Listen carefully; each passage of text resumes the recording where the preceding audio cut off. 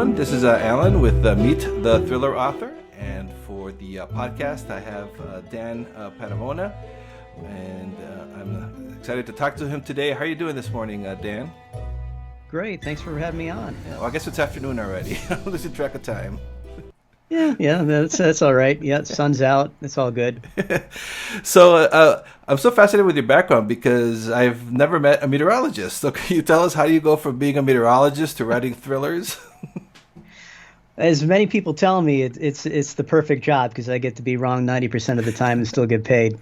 Yeah, I don't know. That's one of the jokes that always floats around on the internet. But it's something that I didn't initially go to school for. When I first went to college, I thought that I would be like a sports broadcaster, and I went through the motions, and I was nearing the end of my degree when I realized I may be good at this, but I really don't like it at all.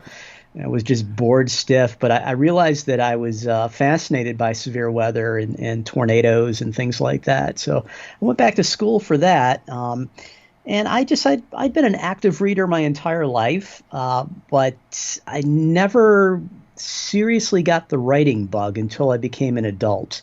And, maybe it was just, a mid-40s, midlife crisis type deal or something, but I needed to do something creatively with my life, and step out of my comfort zone, so to speak. And I decided to write, and I'd read a few books in the, those last few years that inspired me greatly. They just they made me want to write, made me want to create as well.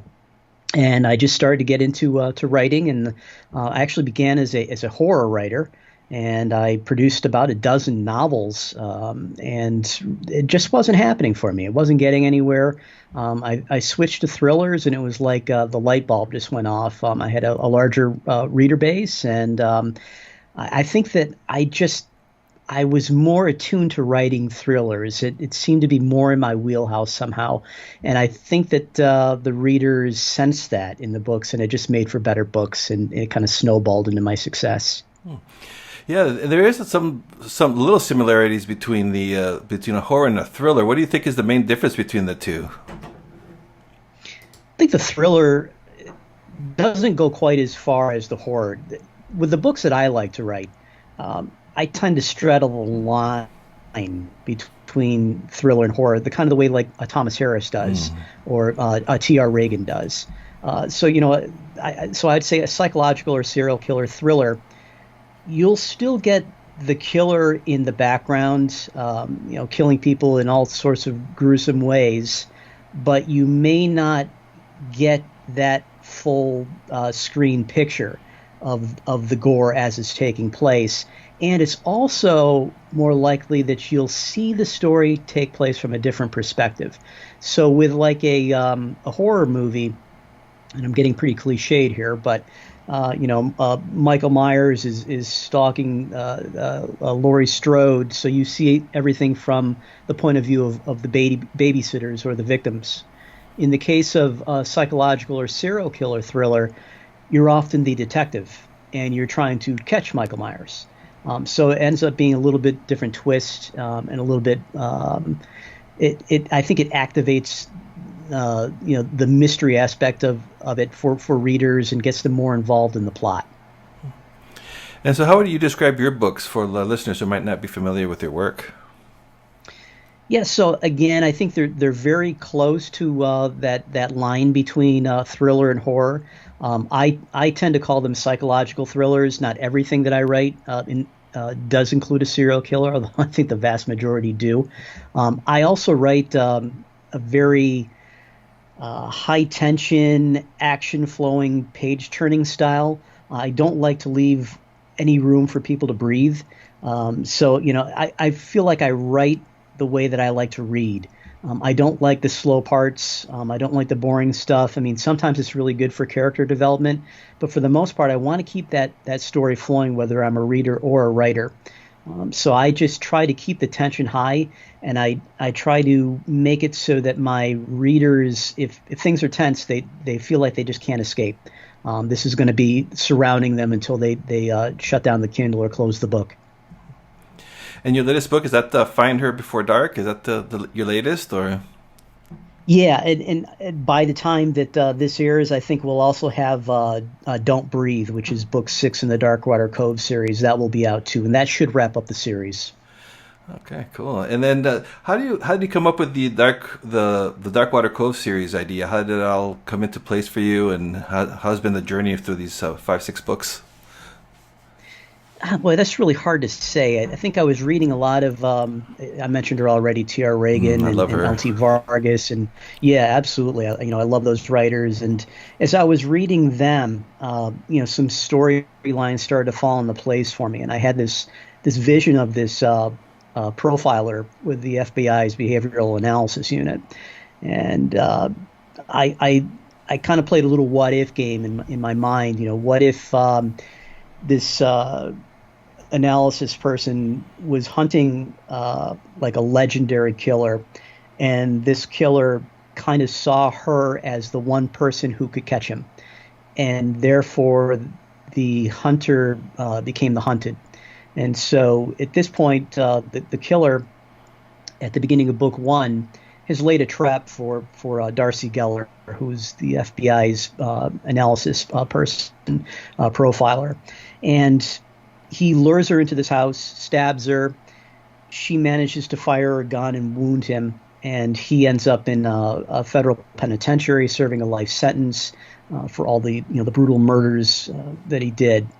And at that point, it seems like, okay, that's a weird way for book 1 to start. Where's this going to go?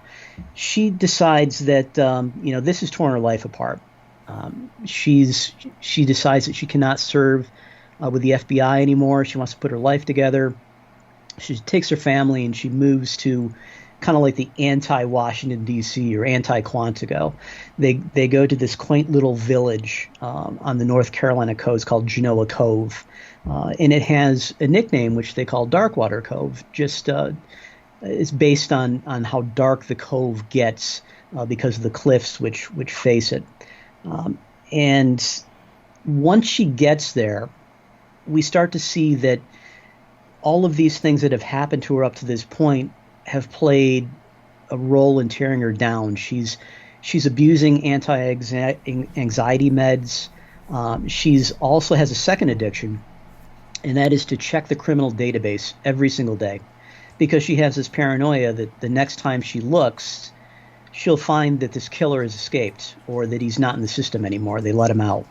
So she just has this constant paranoia, and I tried to make it a bit like a Hitchcock style, where you always feel this dread that that there's something wrong in the background, and then as she's there, a dead body surfaces on the coast, and the evidence seems to point towards this killer that she put away, and she contacts the FBI. Her contacts tell her, no, he's still behind bars. And then another victim shows up, and it all seems to keep pointing to the same person having done it. And that's kind of where the story takes off. So that's like, you get all that in like the first couple chapters, and then boom, it starts to hit you with the tension after that. Yeah, and I read that your first book. It is a very. I like the atmosphere that you set for her, like the paranoia and like like it was in her head. Is it real? And it was a very enjoyable thriller. Serial killer thrillers are my favorite type of subgenre. So yeah, me too. I mean, it's such a treat to write them. They're a lot of fun. Yeah. And now, I was wondering too. I always ask when male authors writing female protagonists, do you find it a challenge to write for Darcy? Were you worried about that, or the dumb question probably? Yeah. I kind of did it already in my previous series, the Scarlet Bell series, which was kind of a Criminal Minds meets Hannibal Lecter meets Jason Bourne type scenario. It was a real mishmash that the people really dug. But I wrote things from the standpoint of Scarlet Bell, and I had wondered, could I do it? And I had a couple female protagonists when I wrote horror, and I felt pretty confident that I could handle Darcy's character. I went through a lot of things when I was young with anxiety and whatnot, and I felt like I could instill some of the things that I went through with her, that things across gender, things that all humans deal with. And I wanted to keep her human. I didn't want her to make her a superhero, And I think once I did that and realized that we had some things in common, she became quite easy to write for. But on the other hand, I'm planning a next series, which is going to have multiple protagonists, which will switch between, but a few of them are male. And as I've started to think of themes, I'm actually really loving it because I feel like I can relate a little bit more. And so, what's your process like then? Like your writing process, because you're so prolific, and it's I think it's just so awesome. Can you explain how your process is from the time you get the idea, do you start writing it and publishing it? I tend to subscribe to efficiency as much as I possibly can, and the amount of books I have written over the last 2 years, sometimes I have to like stop and think, wow, I really have done that. Where's my life going? Actually, yeah, I just feel it's a daily process. Whereas every day I need to put in what I consider business time into this investment, and that means I still working full time. I have a family. I have a wife and 2 kids. We have 3 dogs. I'm surprised they're not barking at the moment, but they will. So I have a lot of outside interests as well, and there's only so much time I have in the day for writing. So a lot of people may give up at that point, but what I did was I said, okay, what I want to do is I want to devote an hour and 15 minutes every single day. It's just a lot of trial and error went into coming up with that number, but I found that I could fit that in even on a busy day. I could fit in an hour and 15 minutes. And then it became a matter of how fast can I write in an hour and 15 minutes. So I read a lot about writing fast and getting your thoughts out quickly and staying as organized as you possibly can when you sit down to write. And I got to the point where I could easily knock out about 1,200 words in an hour. I've since gone a little bit above that. So hour and 15 minutes, I'm knocking out 1,750, 1,850 words per day. And when I'm not writing, after I finish my manuscripts, then at that point, if I'm not editing, I'm planning, and I'll put in the same amount of time every single day. So I'll sit down and I'll think about the next book which I'm going to write, and I'll make little notes of things. Well, it would be really neat if this happened, or what if this happened? That might be kind of scary. That might be very tense. I mean, I'll just make little notes like that, and then I'll start to plan out the book from there. Well, that's awesome. I didn't realize you were still doing the meteorologist Absolutely. job. Yeah. Oh, wow. Yeah. I really do love my job. It kills me sometimes with the hours, but I'm not that far from retirement, so I'm probably going to stick it out. And then once I retire, I may write a lot more. So that's cool. You got 2 cool jobs: meteorologist and thriller writer. So yeah, talk about burning the candle at both ends. Yeah. Oh yeah. And so did you? You said before you enjoyed writing. Did you reading as when you were younger? Were you a fan of thrillers and horrors and those type of books? Yeah, I grew up with the most famous horror writer of all time, who I actually consider to be somewhat of a thriller writer as well, Stephen King. So, I mean, even when I was 10, 11, 12 years old, I remember I had an aunt who lived next door who loved horror and loved Stephen King. So she would let me borrow the paperbacks. So I would, most kids, doing whatever, I would kind of sneak off with The Shining from Salem's Lot or something like that, something really creepy. And some of those books I found it very hard to get through because they were that scary. But I really was moved by the way people could create worlds, and I think that's probably what fascinated me most about what he did. And then eventually encountering The Stand and books like that just really made me think and want to create in that way someday. I also love to read fantasy. I don't think I would ever write fantasy, but I love to read it. And a gentleman named Patrick Rothfuss, who wrote the Kingkiller Chronicles, His first two books were just so brilliant that, and I was so moved by them that I decided that I really do need to give this writing thing a try. So I credit him a great deal with getting me to finally start to write. I'm also wondering too, and you probably get this a lot, and I hate bring it up, but I have to ask you because I was doing my research about you for the interview, and you have a very famous dad, of course, Ronnie James Dio. I loved him growing up, a child of the '80s. So and being the man that he's kind of credited with inventing the devil horn signs. did that environment at all inspire you to write horror, or not? That's just different music and writing. I think that in general, wanting to be a creative probably comes from my father. I was never, I shouldn't say I was never a musician. I played in various bands as a youth, and I still love music to this day, and especially really hard stuff. But I just never had the talent to either sing or to play guitar or to be an expert drummer. So I was kind of always felt like I'd be on the outside looking in. I'd always be kind of a mediocre musician if I ever went that route. But it didn't stop me from wanting to create.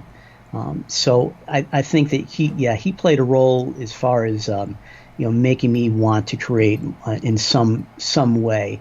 I regret the fact that he passed 10 years ago. And I didn't start writing until 2014, so he never got to see me, hit this point as a writer. I think he really would have gotten a kick out of it, and I would have loved for him to be, one of my first readers. Yeah, that's same thing with my dad. Was always encouraged me on my writing. He passed in 2005, like 10 years before I wrote anything. So yeah, I get that too. It's like, I wish he was he would get such a kick out of it. Mm-hmm. Yep. So you're working on several series, and you have other series out. And do you usually work on one at a time, or do you like juggle different projects at one time? I'm just kind of curious about that with authors that have multiple series out. I do work on one series at a time. I'm rethinking that for the future, because sometimes you get so engrossed with this world that you need a break from it. And I really started to feel that towards the end of this Darkwater Cove Darcy Geller series, where I still am very proud of book 6, which I just pretty much finished the manuscript on 2 days ago.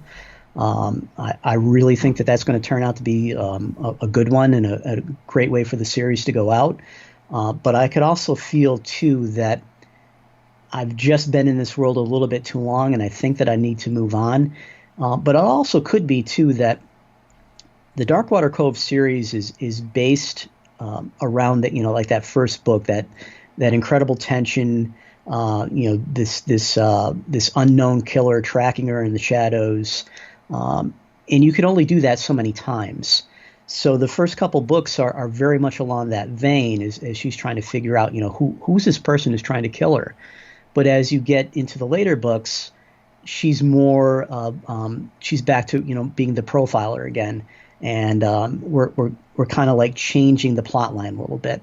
So the next series which I write is going to be more of a small town rural story taken from the viewpoint of a sheriff's deputy, and he's very talented. He's going to be somebody who's kind of taking a job just to kind of come back home and get his life back together as well.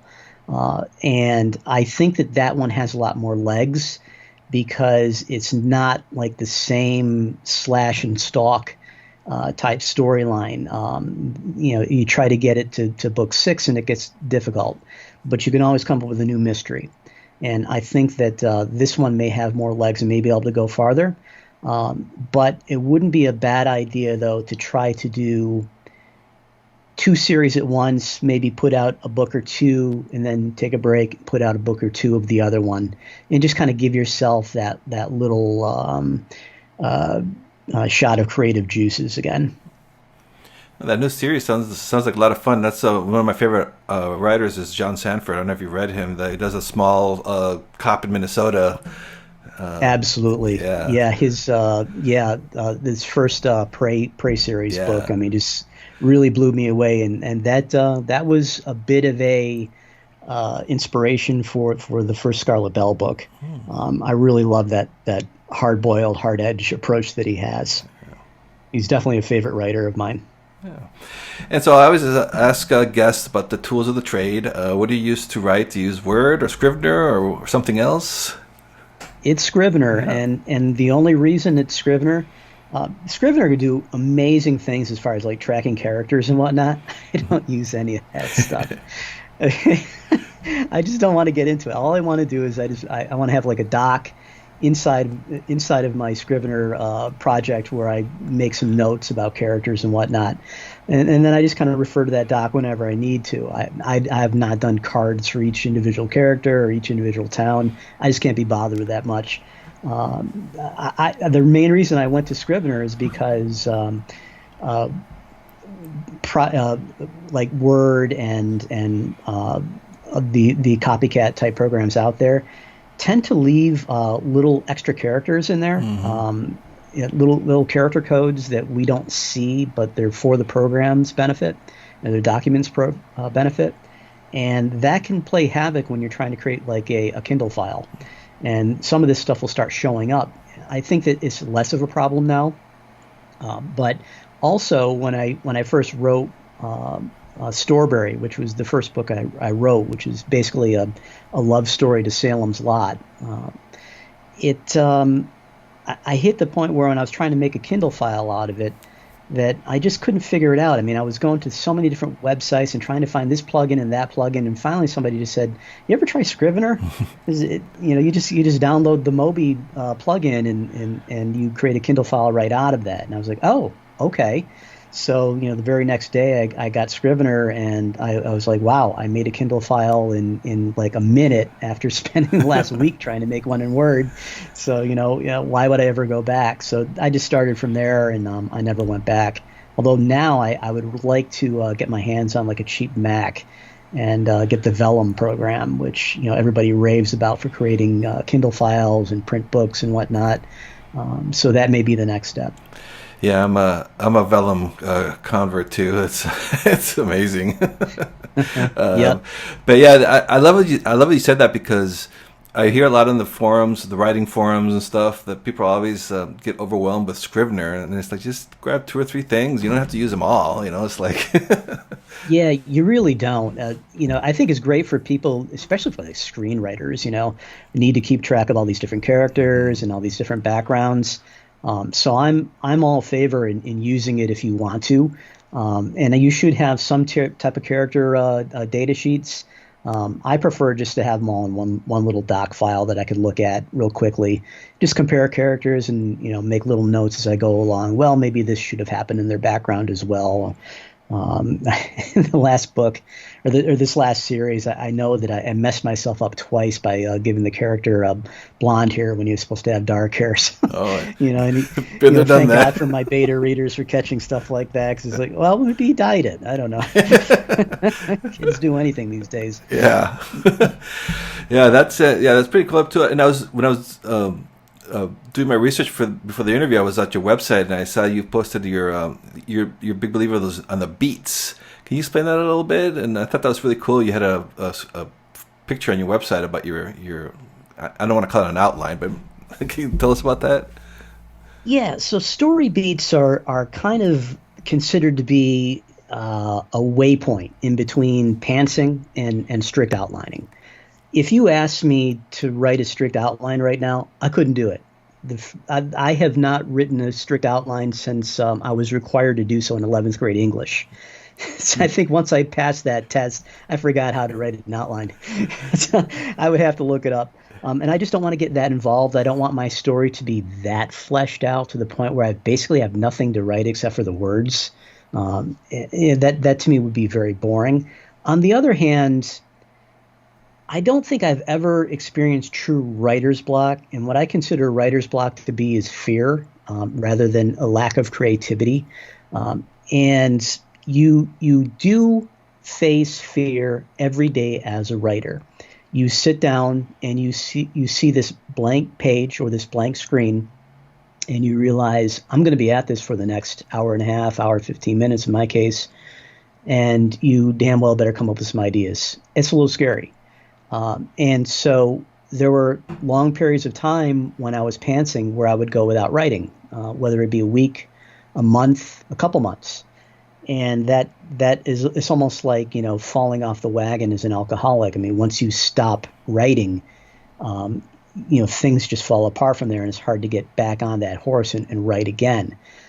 I decided that I needed something not only to keep me writing every day, but also to give me structure so that I can knock out words quickly.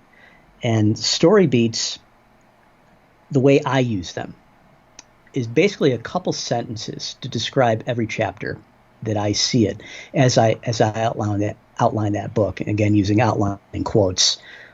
So it may be something as simple as first girl dies, serial killer in the woods, and second is police discover body. Here's your first clue, as who the killer is.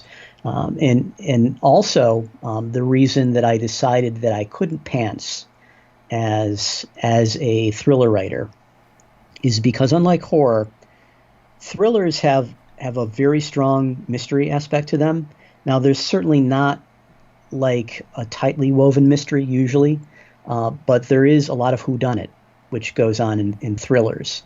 And it's just hard for me to plan out, try to keep my readers off balance, and also, come up with the different clues ahead of time as to, how do we know that this was the person who did it, or at least how can we rule out these other people as we go along, and process of elimination that way, figure out who the killer is.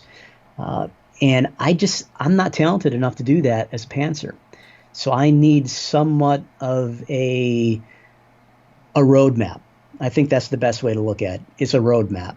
And believe it or not, it takes a long time to do these story beats, even though it's just a couple sentences per chapter. So when I'm not writing and I'm in the planning stage, I can usually do about 7 or 8 of these chapters per day.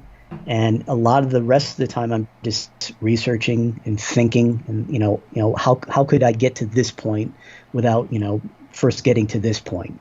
So it's a lot of pre-planning, and I think if I didn't do it, my books wouldn't be nearly as good. But if I was a strict outliner too and didn't have any pantsing going on at all, and took away all that creative flair, I think my books would get kind of boring too. They would be very plausible, but also very boring. Yeah, that's fascinating, and that's interesting because I've interviewed a lot of authors over the years, and no matter what level they're at, everyone's got that fear and can I do this again? They're gonna take it all away from me. So that's normal for the aspiring writers who are listening to this.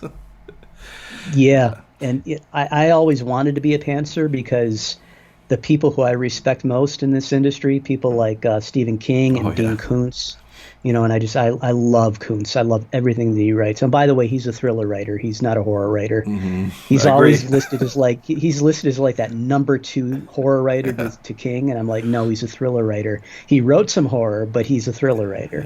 Yeah. But yeah, he's just so talented. So anytime he does an interview where he talks about his process, I check it out, and I know that he pantses.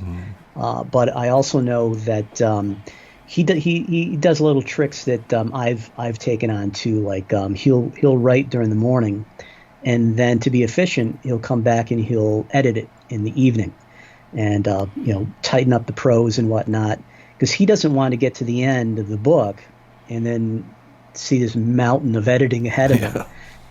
He likes to know when chapter 1 is done. No, it's really done.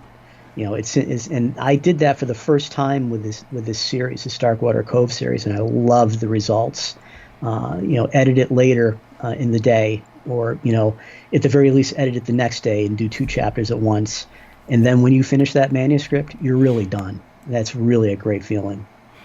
Yeah, that's awesome. Yeah, that's something that I try to that I struggle with because when I'm finished the first draft, then I got this mess that I have to go back and fix. So I Exactly. gotta trying to stop doing that. And it's always a mess. No matter how long you've been Yeah. doing this, and no matter how many books you sell, it's always a mess after that first chapter gets written. Yeah, and you mentioned before, like with the formatting and everything, and I think that's so cool of indie writers like yourself, and I mean, we wear a lot of hats, and I know that a lot of people, a lot of indie authors struggle with that. Any advice for a writer trying to figure out I mean, there's like marketing and Facebook ads and blah blah blah. It just goes on and on. Yeah, again, for me, it's efficiency. I keep going back to that. Have a plan for, when you're going to write and make sure that that is your priority. You get the words done. You will at some point need to wear those other hats with marketing, but don't let it overwhelm you. A certain amount of marketing, I think, is required for everybody, and especially for an unknown author, whether they're traditionally published or they're indie, like I am. Chances are nobody knows your name outside of a small circle. I sell a lot of books these days, and I guarantee you I could walk down the street and nobody's heard of me. So it's really easy to stay under the radar as a reader or as a writer. It also means, though, that there's this huge untapped market which is always out there waiting for you as well. But never think that everybody already knows you, and that your work just isn't good enough. You need to get your books in front of the right eyes. So do a lot of market research. Who do you write most like? Who would fans of author A, would they dig you or would they dig some other writer? And if you think that there's a match there with you, then try to brainstorm ways to attract those readers. You're not taking readers away because we can only write so many books in a year anyway. There's plenty of readers to go around and plenty of books to read. But think about can you market directly towards them on Facebook? Are there fan groups that you can market to? With Amazon ads, you can market directly to author names. You can market directly even to like ASINs and ISBN numbers. I mean, it's pretty amazing. You can get very granular. So if you think that, like in my case, if I come up to believe that I think a lot of people who read Salem's Lot would really like my Storberry vampire novel, then I can target that book directly. And just do that, but don't overwhelm yourself with it. Come up with like a set amount of time you want to work on this per week, and try not to go over that because you can just get bogged down in all this advertising stuff, and it quickly gets to be not that fun. Whereas writing, that's what the next book sells the previous book. That's the old adage, and I think that is true. But you still do need to find those initial readers if you're like 99% of us and people just outside of a small niche haven't heard of us. Yeah, I think that's great advice too, and I know especially with traditionally published writers, like you said, most of them get very small advances, so they don't get a lot of marketing support. So it really is up to them, and the publisher expects them to market it themselves. So yeah, you can't. I think unless you get a really huge contract or something, the days of I just want to write, those days are gone. I think. I mean, even Stephen King still goes out and markets after he finishes a book. So. Somebody, I can't even remember what article I read this in, but somebody had done the math and discovered that J.K. Rowling has only reached 8% of potential readers. Wow. So that's crazy. Yeah, she's vastly underperforming. She could like 12 times her sales, if she just got on that advertising bandwagon. Oh yeah, she's so lazy. She's she could be worth $2 billion instead of $1. She just put some effort into it.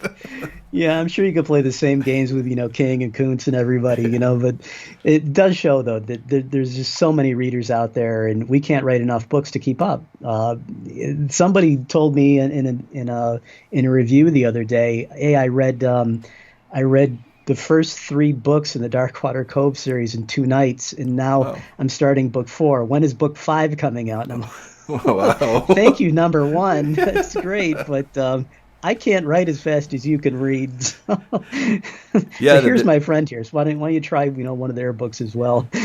yeah, the reader expectations, they've gotten very impatient now of wanting, more and more. But they're the best, though. Yeah. We call them whale readers. That's kind of like the little industry term amongst the indies.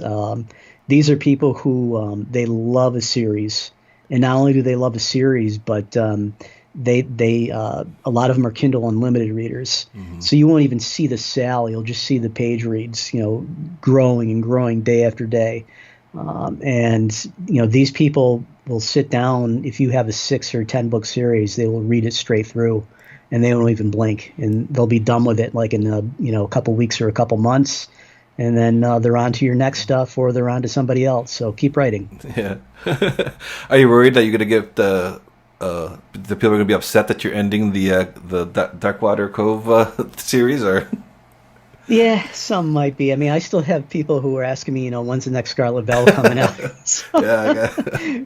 I think there's probably a better chance that I could write another Scarlet Bell, because those, again, they're kind of like a Criminal Minds type episodic setup, so that I could probably work on that and come up with 5 different scenarios for them to new adventures for them to go through. Darkwater Cove, though, I think that it played itself out, and I don't want to go back down there quite yet, but I do love that slash stalk tension, and I know that I'll write something like that again someday. Cool. And I wanted a non-writing question, because I saw on your website that you've actually chased hurricanes. It's never met anybody that's done that. What's that like? Tornadoes, actually. Tornadoes, Yeah. okay. Yeah. Oh, yeah, like the movie, but like again, Twister. yeah, that was, again, that was what fascinated me to get into meteorology. Was when I was very young, I saw The Wizard of Oz, and the first time I saw a tornado, I was just, am I really going to say blown away? Yeah, I guess I am. So anyway, after seeing that, I was absolutely fascinated by there could be something that frightening and that destructive in nature. And of course, the way that the Wizard of Oz did it, being Hollywood and whatnot, they just made it look like the apocalypse. It's just black everywhere, and it looks like it's night in the middle of the day. And in real tornadoes, a lot of times when the tornado is coming, it's actually light behind the storm, because the tornadoes tend to form at the southwest corner of a storm. So once I started to read about tornadoes, I just got more and more fascinated by them, and I realized that I'll never get over this until I finally see one for myself. And in order to see a tornado for yourself, you have 2 choices. You can sit around and wait for one to hit your neighborhood, which is not a good plan, or you can go out to the Oklahoma or Texas or something and spend a spring and follow them around and try to forecast where the next one is going to be. So that's what we did. Me and a couple other meteorologists, we went out to Texas and Oklahoma and Kansas and just chased tornadoes for the better part of 7 or 8 days, and it was great. I mean, seeing tornadoes pretty up close was crazy and frightening at times, but the adrenaline rush was really intense too. And once I did it, I was like, yeah, I'd like to do it again, but I don't need to do it again. And that's a big difference. I really needed to do it the first time, and now I think I would just kind of want to do it again. That sounds awesome. Well, I don't want to do it, but it sounds awesome. I don't blame you. Most people don't want to do it. So where can readers find you? Your website is probably the best place to get started. Yeah, either to go to danpadavona.com, which is spelled Padavona, or just search my name, Dan Padavona, on Amazon, and click on my author profile, and you'll see all my books. Okay, and Find Her Before Dark is out now. I'm also on Goodreads too. Oh, Goodreads. Okay, yeah. Yeah, find it. Yep. And Don't Breathe is should be out by the time that this airs as well. So that will conclude the whole Darkwater Cove series. You can get all 6 books if you dig it. You can read right through. But yeah, I'm also on Goodreads too. I probably should mention that because that to me is I don't even treat it like, hey, I'm a writer and anything like I don't think anybody on there really knows that I'm a writer, like in the groups that I'm part of. Mm. I'm just a huge thriller reader fan and fantasy reader fan. So if you want to interact with me and just talk about your favorite books, look for me on Goodreads. I'm always there, talking about my favorite books. It's just a great place to hang out as a reader. It's such an antiquated website, but the people there just make it great. Yeah, it's like Amazon forgot about them after they bought them, I think. They really did. I hear that they're planning a big facelift, but they really need to. Yeah. It is great though. It's a great place to hang out. Yeah. All right, Dan. Well, thank you so much for being on the podcast. I really enjoyed talking to you about your work and thrillers and horror. It was a lot of fun. Thank you, Alan. Appreciate you having me on. All right.